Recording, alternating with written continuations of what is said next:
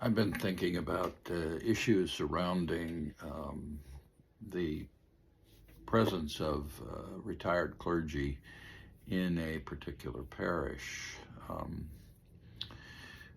Retirement really has three stages. The first stage is recent retirement. Usually, somebody is an active clergy person and they move into a diocese or they stay in the diocese they're in, and they begin to do supply on Sundays. And that's an energetic part of retirement, and it also provides a little bit of income. Um, but it's also within the energy level of that first stage. Usually, some people have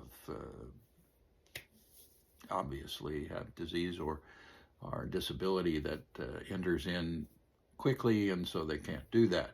But most clergy who retire have the opportunity to sort of have an active stage. So in some cases, um, uh, retired clergy become priests in charge in parishes that need pastoral leadership, and that's certainly understandable. The person has been recently active, and so has pretty much all the understanding and juices that needed to do that. The second stage of retirement is what I would call retirement, where if it's been long enough, the the development of new clergy in the diocese often means that, and especially if you've been active in with a particular congregation as priest in charge, you're not well known, and so the supply sort of dries up, and you're actually retired. Now, if you still have energy, that means that you're going to focus it in some particular way, probably in the parish that you are attending. This is something that I think can be a problem. Of course, the third stage is when disability takes over and one is definitely moving toward death. And so pastoral care for that person becomes an issue, bringing them communion and, listening to them. So that's the three stages, I think, of retirement for clergy. On the other side of the equation, we have the active clergy who are the leaders of their particular parish, the pastoral leaders. Now, so far, we have no mechanism for that rector or vicar or whomever it may be to really make a decision about whether he or she wants that retired clergy person in their parish at all. In this case, I think there ought to be a kind of a decision point, I think, for leaders in parishes to be able to say whether they actually want that retired clergy person in the parish and under what circumstances.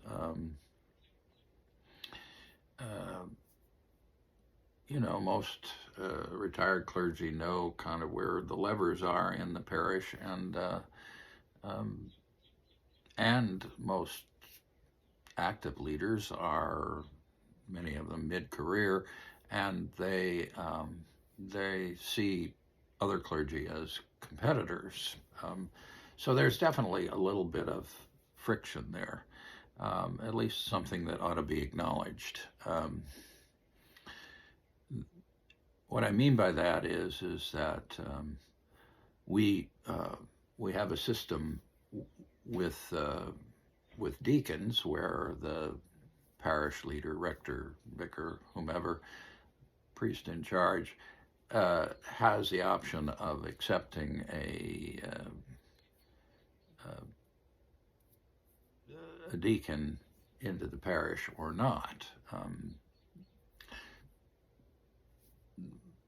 That really depends on the thought process of the parish leader, and whether they understand. And it's gotten better, I think, in terms of understanding what the role of deacons are, what the roles are actually, and so deacons are often readily accepted, but there is a process of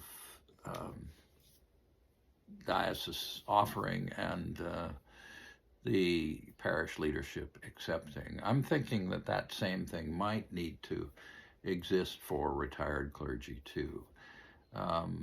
Obviously, there would be some grandfathered situations, like, for instance, a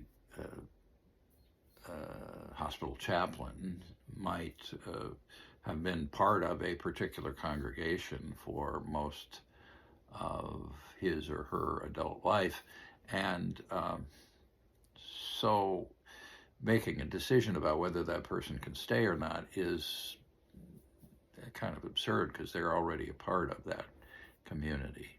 But in general, clergy are often returning from afar, and when they settle into a particular parish, there ought to be an intentional moment, I think, where the parish leadership and the retired clergy sit down and hammer out for each other the boundaries of that relationship. I am telling you this coming off a relationship that wasn't working, and there was really no opportunity for either to articulate. Well, I tried to articulate, but I didn't get very far. The point is that it ought to be an intentional process. Just being retired doesn't mean you can go anywhere you want to. There ought to be a process where you say, I'd like to go to this parish, and you say that to the diocese, and the diocese then sets up the kind of institutes a process whereby the retired person then can sit down with the leadership of the parish, and they can hammer out what kind of expectations they have. Now, during the early stage, if you're into supply, it's not a big deal because you're usually gone on Sundays. But as one moves into the retired stage, I'd say what that means is that some boundaries need to be developed. You can do this, you can do that, you can't do this. I'm not going to ask you to do that. I don't want you to do that. Those are all good things to know. And it also gives the retired person the opportunity to say, well, these are the things I can do. And for most of us who are retired in that middle stage, I think, we don't really want to take over the parish. We don't want those responsibilities. We've had them before, and those feelings are still there, but really, we just want to be able to,